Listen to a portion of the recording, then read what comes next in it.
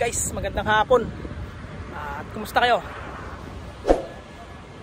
Yan, kaka-out lang kanina sa trabaho, bali walang overtime.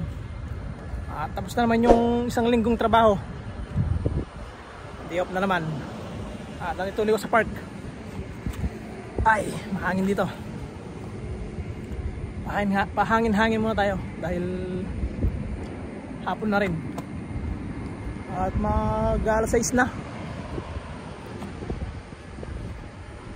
Day off na naman bukas. Bali, Webis pa lang pala ngayon. Biyernes bukas. At yun nga, iba yung schedule namin. Kaya bukas, day off na namin. Tsaka sa Sabado. Yun na yung day off namin ngayon. Pero babalik din sa dati niyan. Yung Sabado Linggo ang day off. Mga next month siguro babalik na sa dati. Yan, presko na ngayon dito sa park. Kasi hindi na mainit. Lakad-lakad lang tayo. Guys, malapit sa kalsada. Tamang lakad lang dahil wala namang gagawin sa dorm eh.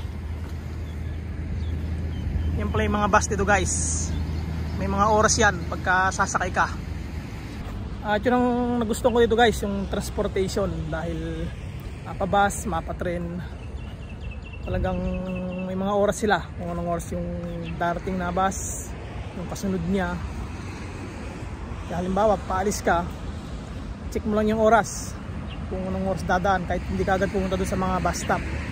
At may mga bus stop pala dito, hindi basta-basta sila umihinto, may kanya-kanyang bus stop. At yung mga bus na yun, iba dumadaan sa mga train station.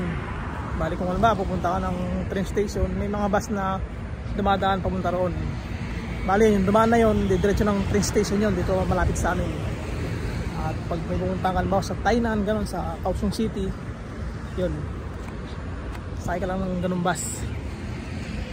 At ito yung mga bike na nirentahan. Ito, basta may yoyo card ka lang, pwede mong rentahan yung mga yan. Tapos maghanap ka lang muli ng parking yan, nakatulad nito. Maghanap ka lang ng parking yan na ganito, doon mo siya babalik. Yun guys, yung mga bike. At nakalock yan. Hindi mo sa basta-basta makukuha. Kailangan mo ng yoyo card bago mo siya makuha.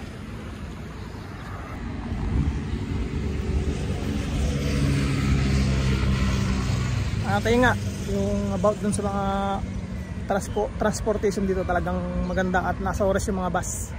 Kung ano yung nakalagay dun sa bus stop, malilate man siya, mga 1 minute, 2 minutes, ganun. Ganun din sa mga train. Kung malilate man yung train, siguro pinakamatagal na yung 5 minutes. Pero sa bus, halos minsan advance, o kaya malilate man siya, mga 2 minutes, 1 minute, ganun. Kasi pagka sumasakay kami ng bus, kasi may malapit na bus stop dun sa dorm namin eh, doon na kami sumasakay. At yun nga, hindi siya basta-basta hihinto kung saan-saan. Meron sila mga bus stop. Makikita mo naman yung mga bus stop na hindi sa bus stop na may bubong ganun, basta poste lang siya, tapos nandun yung mga schedule ng mga bus. Doon mo titignan kung anong oras dadaan yung bus na to. At saka may mga number yung mga bus, may kanya-kanya sila mga number o letter, ganun. Doon mo rin malalaman kung saan papunta yun. Halimbawa na yung dumaan kanina 72A, ganun. Yun, yung dumaan 72B, yun, mga dumadaan dito, mga ganun. Kaya alam na namin kung anong sasakyan namin pag pupunta kami halimbawa sa Tainan, gano'n, sa Kaohsiung City. Alam na namin kung anong sasakyan namin. At yun yung maganda dito guys, yung transportation. Ngayon kung may motor ka naman, mas maganda. Kasi hindi ka na magbabas, hindi ka na magti-train. Kung malapit lang yung pupuntahan mo, halimbawa sa Kaohsiung lang, Kaohsiung City, o sa Tainan. Sa Tainan kaya naman motorin eh. Siguro mga 2 to 3 hours yung biyahe pag sa Tainan. At mas maganda talaga kung may sarili kang service o motor, ganon. Kasi hindi ka na mag-aantay, pag aalis ka wala ka nang aantayin, diretso ka na. At kailangan may lisensya ka dito, kasi mahirap pag wala ka lisensya. Malaki yung mga multa pag nahuli ka na walang lisensya. Kami dumadaan. At yung isang bus guys, yung sinasabi ko, yan, yung bus na yan. Yan yung mga sinasakyan namin. Pag pag may pinupunta kami sa mga malalayo, halimbawa sa Kaohsiung City, sa Tainan, o kaya pag nag-grocery kami, yung mga sinasakyan namin. At ewan ko kung ilang oras yung pagitan nila, alam ko mga 30 minutes lang yata yung pagitan nila. Halimbawa dumaan na yung isa, antay ka lang ng 30 minutes, minsan 20 minutes, ganun yung mga pagitan nila. Hindi naman siya masyadong matagal. Yun nga lang kung sa late, ang pag-uusapan natin siguro mga 1 minuto o 2 minuto siya malilate. Halimbawa ang nasa oras niya ay 8, minsan late siya ng mga 8 to gano'n, 8 to 1. Pero nga yung pagitan nila, yun lang ang medyo matagal kasi minsan 30 minutes, 20 minutes. Kaya kung halimbawa aalis ka, check mo muna yung oras ng bus para hindi ka agad pumunta dun sa bus stop.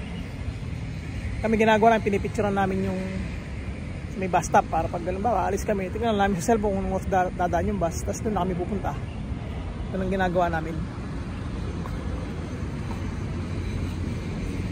Yan, medyo palubog na rin yung araw. Tambay-tambay muna tayo dito. May park ng Taiwan. At lagi naman ako dito pagka ganyang hapon, lalo pag walang OT, dito ako tumatambay madalas. Nagbabike para hindi mainip. At sana wag niyong kalimutan mag-subscribe sa aking munting YouTube channel. Huwag kayong magsawa sa mga video ko kahit dito lang sa amin o dito lang sa park, kasi minsan talaga busy, lalo pag may overtime. Kaya minsan din ako nakagawa ng vlog dahil yun nga, siyempre unahin natin yung overtime dahil yun yung nagpapalaki ng sahod dito, yung overtime. At yun nga, bali ngayon 27 nata, March 27. Bali next month na uli yung overtime namin. Ngayon walang OT. Bali day off na rin naman bukas eh. Pahinga na, day off. At paano ba yan? Next vlog na lang ulit. At ingat kayo lagi. God bless.